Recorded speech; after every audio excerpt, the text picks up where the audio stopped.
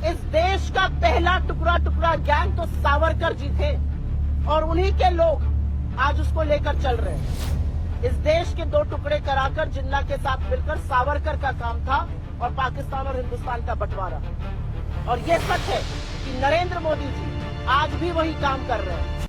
अभी थोड़ी देर पहले स्मृति ईरानी जी ने चिर परिचित अंदाज में अमर्यादित और बिल्कुल त्रुटिपूर्ण एक वक्तव्य राहुल गांधी जी के खिलाफ दिया है। मैं उनकी व्यथा, उनकी वेदना समझ सकती हूँ।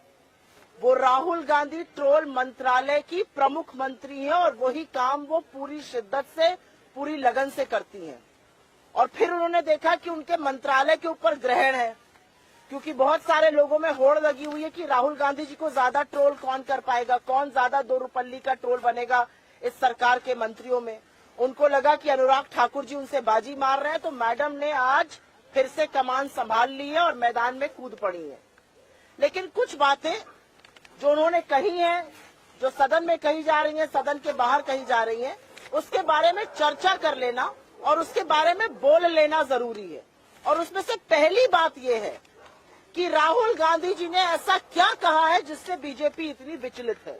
क्योंकि हमारा अपना मानना है कि ये जो सारा तांडव अंदर मचाया जा रहा है, आप सोच सकते हैं कि सत्ता पक्ष खड़ा होकर खुद सदन की कार्यवाही नहीं होने दे रहा है। इससे बड़ा प्रमाण क्या होगा कि अडानी को बचाने के लिए ये सारे काम किए जा रहे हैं। अडानी पर चर्चा ना हो, अडानी पर आक्षेप ना लगे, अडानी की काली कारतूतों पर बातें ना हो, उस पर एक शब्द ना बोलना पड़े सदन में।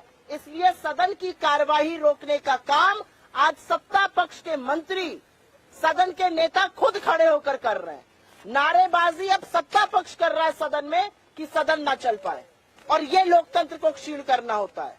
राहुल गांधी जी ने जो कहा कि एक विश्व है, वो अमेरिका और चीन दो दिशाओं में खींच रहे हैं। भारत का लोकतंत्र विश्व के लिए सौगात है और हमारा लोकतंत्र डिसाइड करेगा वैश्विक लोकतंत्र की दिशा और दशा क्या होगी। इससे बड़ा लोकतंत्र का प्रहरी और दूसरा कौन हो सकता है, और वो भी विदेशी जमीन पर जाकर ये कहना। आपको बड़ी दिक्कत है विदेशी जमीन पर जाकर उन्होंने कहा। सुनिए वो सारे वक्तव्य जो मोदी जी ने विदेशी धरती पर, चाहे वो चीन हो, चाहे वो मॉस्को हो, चाहे वो यूके हो, जर्मनी हो, यूएस हो, साउथ कोरिया हो, ऐसी कौन सी भूमि है जहां पर उन्होंने जाकर देश का सिर नीचा करने का काम नहीं किया। जब आप चीन में जाकर ये कहते हैं कि हमने क्या पाप किया था, हम हिंदुस्तान में पैदा हो गए, ऐसे लोग सोचते हैं। आपको लगता है देश का सिर और देश का मान बढ़ाने का काम आप कर रहे हैं। और अब वापस मैं आना चाहती हूँ स्मृति ईरानी के वक्तव्य पे, और उस वक्तव्य पे आना इसलिए जरूरी है क्योंकि आपको दिक्कत हो सकती है राहुल गांधी जी ने क्या कहा, लेकिन प्रत्यक्षम किम प्रमाणम, आज सरकार जो सदन में कर रही है वो इस बात का प्रमाण है कि लोकतंत्र क्षीण हो रहा है। आप चुने हुए सांसद का एक वक्तव्य है, उसमें से 18 चीजें एक्सपंज कर देते हैं क्योंकि मोदी और अडानी का नाम साथ में है। ये लोकतंत्र को कमजोर करना नहीं है। आप प्रतिपक्ष के नेता, कांग्रेस के अध्यक्ष के बयान से नजर नहीं नजारों की बात करते हैं कि शेर को और तमामों चीजों को एक्सपंज कर देते हैं। ये लोकतंत्र का क्षीण होना नहीं है। अगर एक बेबाक पत्रकार सवाल पूछता है उत्तर प्रदेश में सड़कों की हालत पर, तो उनको गिरफ्तार कर लिया जाता है, और ऐसे तमाम उदाहरण है। ये लोकतंत्र का क्षीण होना नहीं है। चुनी हुई सरकारों को पैसे के बल पर, एजेंसियों के डर पे गिराना, ये लोकतंत्र को कमजोर नहीं करता है। आगे मैं बताती हूँ, लोकतंत्र को कमजोर करने के इतने उदाहरण हैं कि ये लोग कहीं मुंह छिपाए नहीं छिपेंगे। लेकिन स्मृति ईरानी जी क्योंकि ट्रोल मंत्रालय को संभालती थी, उनके ट्रोल मंत्रालय पे खतरा था, उनको लगा कमान हाथ से चली जाएगी, वापस मैदान में कूद पड़ी है। मैं उनसे पूछना चाहती हूँ स्मृति जी, 2019 चुनाव के वक्त आपने कहा था 13 रुपए किलो पे शक्कर मिलेगी। लोकतंत्र को भूल जाइए 2 मिनट, आइए चूल्हे चौके की बात कर लेते हैं। 13 रुपए की शक्कर देने का वादा किया था, 45 पर शक्कर मिल रही है। 400 रुपए के सिलेंडर पर बड़ा प्रदर्शन करती थी आप, आज वो सिलेंडर 1200 पर है। महिला सशक्तिकरण की बात करती थी, आप ही के एमएलए का लड़का एक लड़की का यौन शोषण करता है और उसकी हत्या कर देता है उत्तराखंड में। लीपापोती आपकी सरकार करती है, आप चुप रहती हैं। आपका विधायक दोषी पाया जाता है रेप का, आप चुप रहती हैं। आपके नेताओं के ऊपर यौन शोषण के आरोप रखते हैं, आप चुप रहती हैं।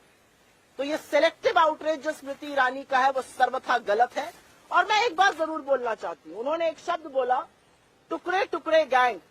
इस देश का पहला टुकड़ा टुकड़ा गैंग तो सावरकर जी थे और उन्हीं के लोग आज उसको लेकर चल रहे हैं। इस देश के दो टुकड़े कराकर जिन्ना के साथ मिलकर सावरकर का काम था और पाकिस्तान और हिंदुस्तान का बंटवारा। और ये सच है कि नरेंद्र मोदी जी आज भी वही काम कर रहे हैं। इस देश को भाषा के आधार पर, वेशभूषा के आधार पर, धर्म के आधार पर, जाति के आधार पर अगड़े को पिछड़े से लड़ाना, अगड़े को दलित से लड़ाना, हिंदू मुसलमान को लड़ाना। आपने तो मिजोरम और असम में गोलियां चलवाई हुई हैं, आपने कर्नाटक और महाराष्ट्र को भिड़ाया हुआ है। अगर ये टुकड़े टुकड़े गैंग नहीं तो असली टुकड़े टुकड़े गैंग के सदस्य और सरगना तो खुद रूलिंग एस्टैब्लिशमेंट और प्रधानमंत्री मोदी उसके लीडर है।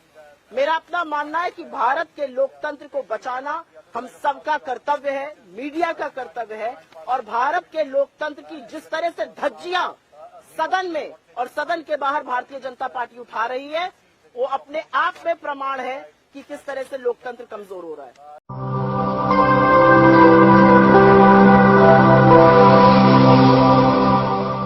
जन ज्वार जनता की